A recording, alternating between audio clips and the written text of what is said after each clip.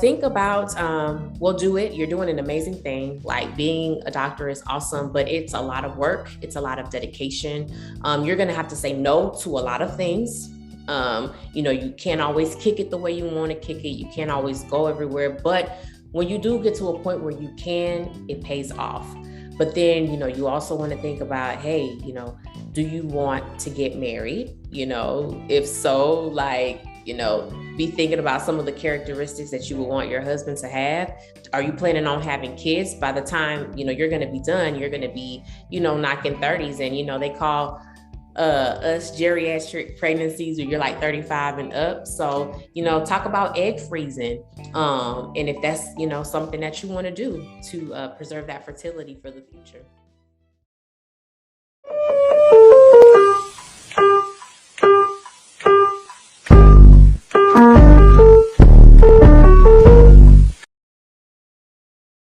Hey guys, Dr. Dale here. Really quick before we start this episode, I want to ask you to support our mission by doing one thing. Just subscribe. Subscribe to our YouTube channel or our podcast channel, whichever one you listen to. Just hit that subscribe button.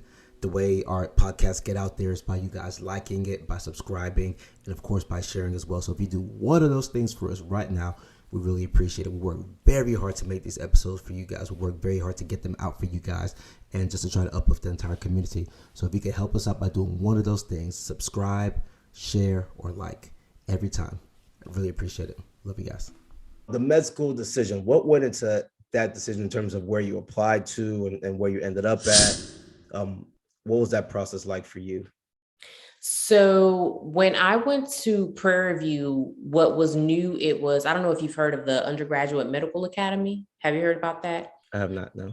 So it's like a new program that they started at Prairie View around the time that I went there. And, they kind of basically help prep you to apply for medical and school and stuff like that. I actually did do a summer at A&M doing research as a part of the Undergraduate Medical Academy. We got to visit, UTMB and like other like medical schools around the area.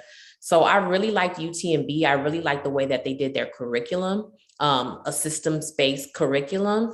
And then of course, also money, like, those in-state fees is way better than going out of state. Yeah, facts. As coming from somebody who went out of state, I definitely can appreciate that. So did you even look at out of state, or you just honestly no. Texas has enough, Texas, yeah. It's like 7 medical schools, maybe 8 now. I don't know. Yeah, it's definitely more than 7 now. When I was going through, so I think that's probably a couple of years. I started med school in 2006. So when I applied, I think it was 7, and now I think it's probably double digits, to tell you the truth. I should know this. I have to go back and double check. So you get to UTMB, back, you kind of move back to, where you're from, H-Town area, Galveston. What was that experience like in Galveston? And I say that, let me preface that by, for the listeners, is Galveston's on the beach, right? Mm-hmm. So it's kind of a nice laid back environment. So what was that experience like for you? Did your location impact any way you approached going to school? I think that it was great because it was close to home, but at the same time, like it wasn't home to where like I had like a lot of distractions. Galveston is small, it's an island, it's quiet. And so I was able to like focus and, still have my own space. So that's good. So you didn't, how often did you actually go out to like the beach and things like that? Is that something that because you're on the island, you don't care? Yeah, you just don't even care that much. You don't even have time, honestly, to enjoy that stuff a lot. I went a couple of times, but it wasn't something that I did frequently. And you also grew up in the area, so it's probably not as big of a deal for you. So med school, biggest challenge for you during med school? Ooh. Or was it a breeze? We just Fati out there just killing it. It wasn't a breeze. Med school is med school is hard. Like, like the studying. I remember we used to go to the Graves building. And we used to stay there till 4 or 5 o'clock in the morning studying. Like seriously, like do group studies 4 or 5 o'clock in the morning. it's tough. Just the amount of like dedication that you have to have is like, what you thought college was something, and then you get to medical school, and then you like, oh, like what is this? And then you get to residency, whoo. Oh yeah. And that's another beast in itself. So yeah, definitely staying focused. And then I also, when I got to medical school, another hurricane happened. Ike. Oh. Yeah. And so then, we had to scramble and do, like, a couple of us like went to Austin. Maybe some went to San Antonio, some went to Houston. So then I had to like actually go to Houston and do some of my clinical rotations because I damaged some parts of the medical school. So. And so when Ike hit, what year would you have been in med school? Ike hit, what year? Preclinical, or where you said you started the clinicals already? Ike, it was around, I want to say it was like the second semester of my second year in medical school. So like pre-clinicals. Yep. And that just kind of, I don't want to say ruined everything, but that threw a wrench and everything. Now, let me rewind something you said at the beginning. You said that you hadn't seen a Black woman doctor until older. So when you get to med school, did you now have Black women doctors? I'm getting tired of your mentorship. Did you find somebody that you felt you could kind of relate to kind of mentor you and guide you? Because for the listeners, something you want in med school, if you want to be successful, is you want really good mentors. Not just med school, but definitely by the time you get to med school, you need to have really good mentors. So were you able to find somebody who you felt was kind of similar to you as a mentor in med school? Yeah, Dr. Lori Thomas. Have you heard about Dr. Thomas? Oh man, I know Dr. Thomas well. Dr. Thomas, before I chose my college, when I was trying to decide where to go for college, Xavier, Missouri, I had dinner with Dr. Thomas, and she was like, "Hey man, you got to consider this money thing." So that's how I ended up, one of the reasons I ended up going to Missouri. But you can tell the listeners, man, she's it. Dr. Thomas, she's that girl, she really helped a lot of us, at UTMB, help guiding you, will meet with you. And what you said is important. You need a mentor. You need somebody that will tell you the truth, and somebody that will kind of guide you along the way, because it's tough. And so, yeah, Dr. Lori Thomas, she was that girl. And then when I started, doing some of my rotations in Houston, I can't remember her name, but she was an OB-GYN doctor. And I was like, wow, that's amazing. Dr. Cash, when I did my GI rotation with Dr. Gossett in Houston, he introduced me to Dr. Cash. She's a really popular plastic surgeon in the Houston area. So it was just so amazing. Like, I'm like, oh my gosh, like, look at these beautiful Black women, like doctors, they're doing it, So it's definitely an amazing thing to see. And at the start, you also mentioned the lifestyle, right? You wanted to, when you're choosing your specialty, you're thinking about lifestyle too. When you're seeing these Black women physicians excelling in their crafts, are you having conversations with them about lifestyle? Because I know a lot of I don't have these conversations in detail, but I know a lot of young Black women. We run a group on Mondays with pre-meds, and these questions often come up about the lifestyle and things of that sort. So were you able to find those kind of answers through those mentors? Sometimes. I think that I should have been asking more questions. Some things you're just going to kind of learn as you go. But just really just have an honest conversation, especially for women. Like, sis, like, do you want to get married? When? Like, are you planning on having a family? When? And what kind of things to prepare for that, like a timeline. Because, by the time we're done with medical schools, a lot of us are like 30, knocking at 30. So just having those honest conversations. So I definitely want to have those conversations, if I have some mentees, some young women mentees, and, to think about that type of stuff. So what would you tell them? What would you tell them now, you've gone through the process and such, and you and Kingsley are together and everything. So what would you tell them? What would your recommendations be to that young pre-med, not just Black woman, but any woman who's listening to this who wants to go into the field of medicine? Think about, do it. You're doing an amazing thing. Like, being a doctor is awesome, but it's a lot of work. It's a lot of dedication. You're going to have to say no to a lot of things. You can't always kick it the way you want to kick it. You can't always go everywhere. But when you do get to a point where you can, it pays off. But then, you also want to think about, hey, do you want to get married? If so, like, be thinking about some of the characteristics that you would want your husband to have. Are you planning on having kids? By the time, you're going to be done, you're going to be, knocking 30s. And, they call us geriatric pregnancies where you're like 35 and up. So, talk about egg freezing. And if that's, something that you want to do to preserve that fertility for the future. Nice. Do you find it, I'm not going to dig into your personal life too much, but do you find it that Black women, quote unquote, successful because you're a doctor, finish med school, do you find it more difficult? Or do you think it's more difficult for that type of woman to find a mate?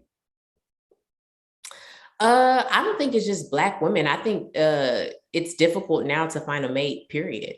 But yeah, I think it's a little bit more difficult when you're in that profession because you've been out the game for a while, like if you don't meet a mate, during school and stuff, if you're not really getting out there and putting yourself out there, like it's tough. So I think it's just more so of like the opportunity of like being in situations where you can meet people. Let me ask a question in a slightly different way then. Do you think that as a Black woman, quote unquote, I say quote unquote, it's probably true, but quote unquote, well-educated, successful because you're a physician, do you think that makes men, Black, whatever, more intimidated? Right. They shouldn't be. I don't think so. They shouldn't be. What do you think? I think it does for some men. I mean, I don't know. I didn't experience. I've been with my wife since we were 18. So I don't know. But I think. But I have no idea. I'm the wrong person to be asking this question. But I would assume that some men would feel insecure in those situations. I have no idea if it's true or not. I like to think that I wouldn't. But again, hopefully I'll never find out. Mm-hmm. But I don't know. I have no idea. I haven't been on that side of the token. So it's something that honestly I don't ever think about, right? So I'm thinking about it right now as you're describing this thing about things for a young woman to think about. So it's making me wonder. So my daughter, she's 5 years old. That's her when she was like, so all the people who are watching, that's my daughter when she was, I think, 3, maybe, or 4, probably 4, because she wasn't playing soccer. She couldn't walk when she was much younger.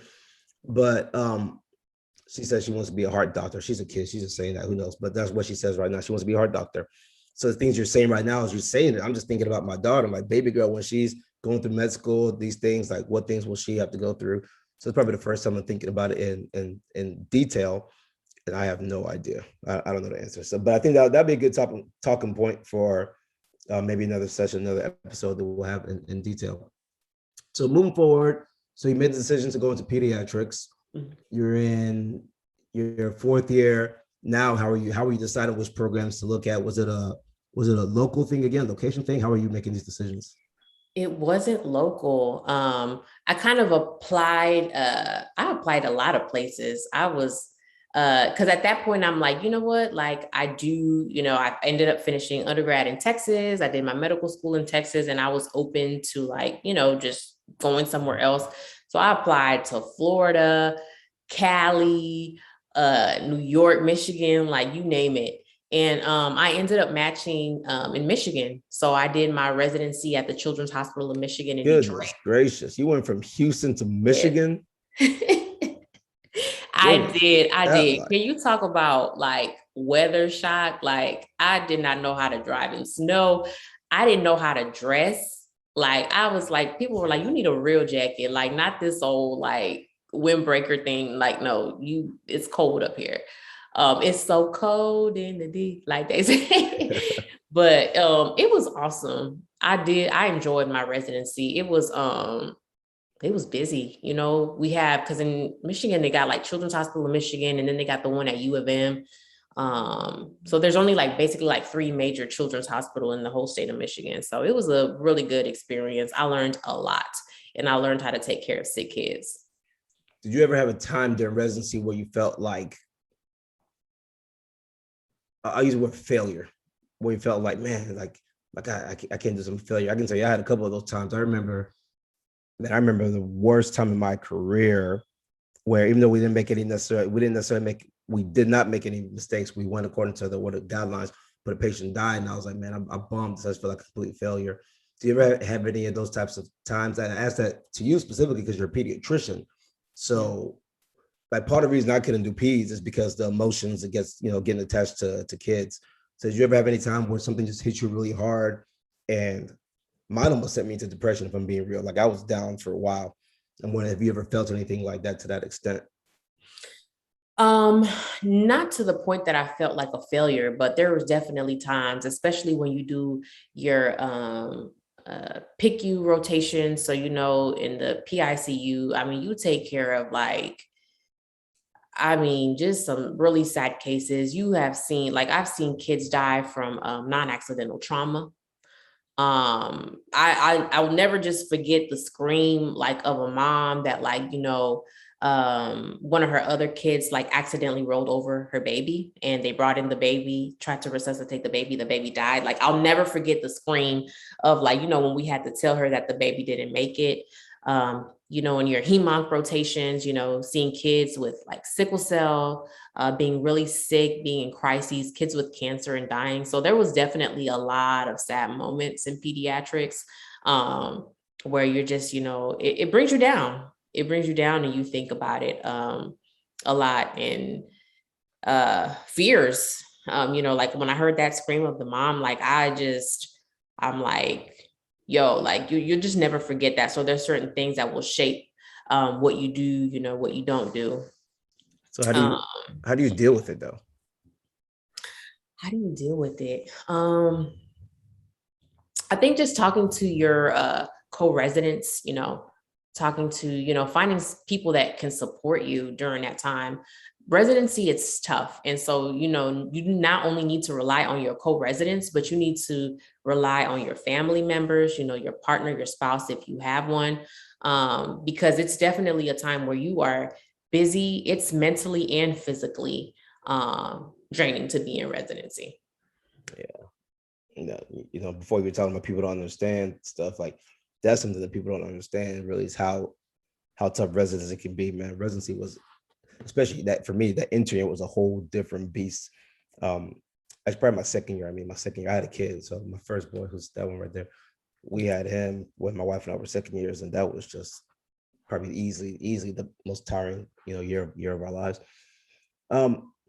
So you finished residency, end up back in Houston, practicing. I imagine you're living your dream life now. And, you're getting to do the things that you've been wanting to do since you were itty bitty.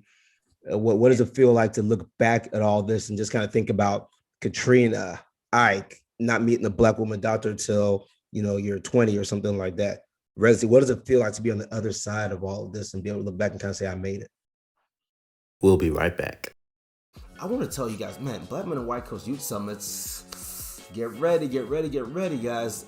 About to be on and popping again, right? So we got 15 commitments, right? So 15 cities across the U.S. so far, and more coming in, right? That we plan to be in across the United States over the next year or so, right?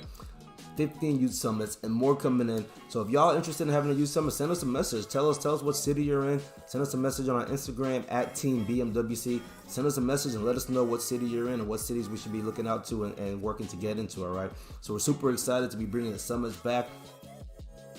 It's a Black Men and White Coast Youth Summit. Over 1,800 people registered. We're going to inspire, mentor. We've got a lot of great stuff lined up for today. There's a large population out here who has never seen a Black doctor. It's a good feeling to have other young men around to help my boy realize that this is something that can come true. I thought this would be a good opportunity to see how to become a cardiologist. This event was really good for me, so I can be able to learn more about my passion and what I want it to be.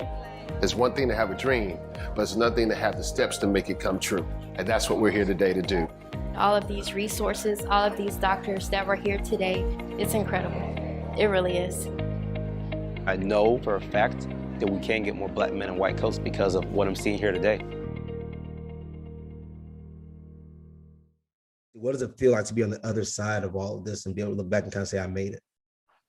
It feels amazing. Finally, looking back and you're like, hey, I made it. Like, I'm here. And now people are like contacting me and emailing me and saying, hey, you know, can you be my mentor? Like, how did you do it? How did you get in medical school? And like, now I'm on the other side and I can help somebody be able to achieve their dreams. It feels good. I'm married to the love of my life now. So then that's a new chapter that we're doing now. And, you know, hopefully, you know, one day have our own family, extend our own family. So it's great. Nice. Make sure to tell Kings that I said what's up, by the way. So thank you for helping us track you down and get you on here. All right, now let's wrap it up. A couple, you know, fun things. I'm gonna do it a little different because you know you're a rapper, you're a hip hop artist. So I'm gonna ask you. No, I'll ask you this question first, and then I'll do the thing that I want to do.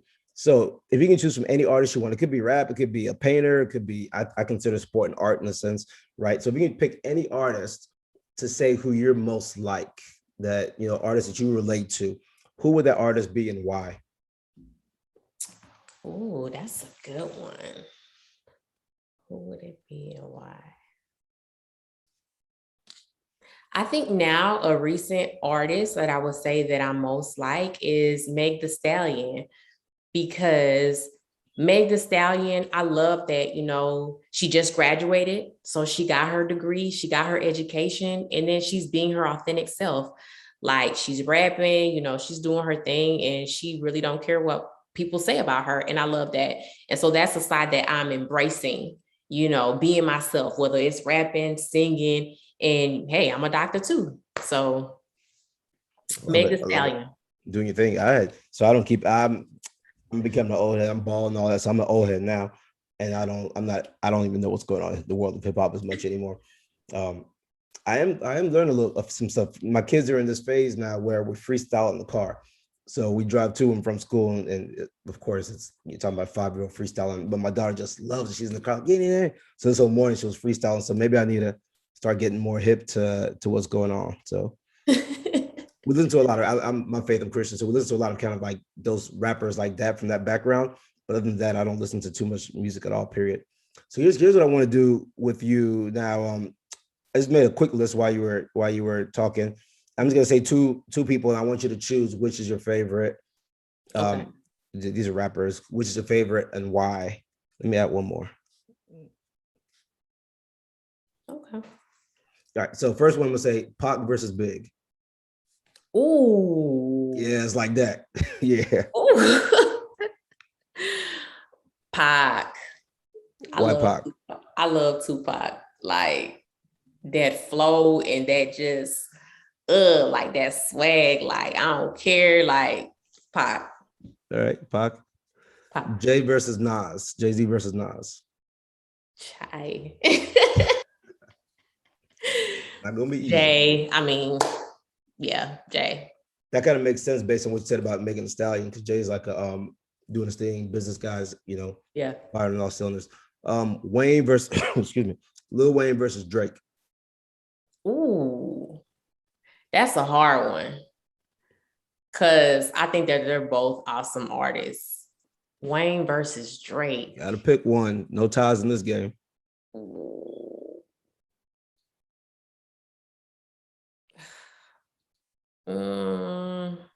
Wayne.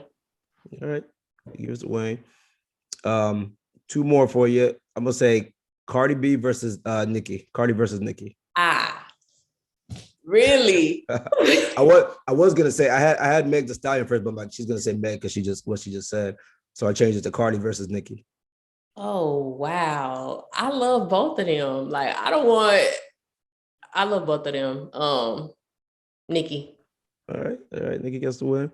And then because you're from Houston, the last one, a lot of people might not, I don't know if people know these people or not, but they should, at least one of them. The last one, I'm going to say Koopa, Chameleonaire versus Paul Wall. Koopa. You said that with confidence. You said that one, like that one was easy. Koopa. Yeah. All right. Yo, that was a good, like, Houston, we went through a really good run. Like, Koopa, Paul Wall, Slim Thug, Fat Pat, ESG. Like, that era, like, it was awesome. It was a good time. It was. I'll tell you who doesn't get, I don't know if it gets credit or not, but even Lil Flip, people like, Lil Flip got I think when he had this little thing with T.I., and T.I., I hate saying ruined his career, but him and T.I. had this quote unquote beef. And after that, I think people just kind of, started going away from Flip. But Lil Flip's one of the people who really kind of took Houston mainstream. Yeah. He took it because, back in the 90s, you had, of course you had Scarface and those guys, but I mean, after that, right? He's one who kind of took the Houston style as we know it more mainstream. Because like DJ Screw and all them were cool, but that was still just mostly Houston. Yeah. A lot of people still don't know who DJ Screw is outside the rap community. But you're right about that, man. That we had and it was a good run, man. Because that stuff, we probably started getting really popular when I was in high school, I think. Yeah, that was a good run. That was a good time. Yeah. I don't listen to hip hop anymore, but whoever's out there rapping in Houston, y'all need to bring it back. Hey, maybe you can bring it back while you're. Maybe. Actually, yeah. So let me ask you. I'm gonna ask you one last question. I'm gonna give you the last word. Is music anywhere in your future? In a serious, like, okay, I'm gonna go out there and I'm gonna put stuff up. Like, I don't have the plans to. It's just something that I do for fun. Like me and Kingsley do for fun. I just, sing around my family and stuff. But since we were put like out there, like in the spotlight and stuff, sometimes like me and Kingsley will have fun and we'll put videos and like we get a lot of engagement with it. So I think for now I'll just do it for fun and we'll see where it goes. Because the reason y'all are different, of course, Kingsley can rap for real because he's a rapper. But it's the reason you're different from other people is like you can legit rap. It's not just like some people are like, oh, I'm freestyle. Like if I start freestyle right now, you're gonna be able to tell I'm not a rapper, right? But you can like legit rap. And I haven't heard you do anything other than what I've seen online. But you definitely have the Houston style with it too, which of course I like that because that's my area. All right, so I'm gonna give you the last word to say whatever you want to say, inspiration, whatever. But I would just like for it to end with. My name is Dr. Fati, and I am a Black woman in a white coat. As long as it ends with that, and then throughout your IG, whatever handles you want to give out, last word is yours. All right, y'all. So thank you for having me. My name is Dr. Fati, MD. I am a bomb pediatrician located in Houston, Texas.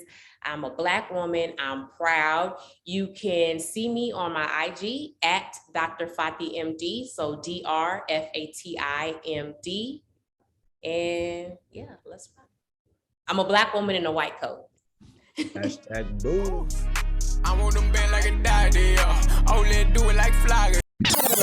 Hold up, baby. Come on. Hey, I'ma break them off real bad. Grew up with them candy paint whips, call them slabs. Grew up with these hips, had a couple girls mad. Now I'm grown up and this doc is getting bagged. Haters on my wedding, got sick, can't sleep. I'm a doc, I can't help, the prescription is me. I be beating down your block, knocking pictures off your wall. Yes, I'm Dr. Fati, but some call me Bridal Dog.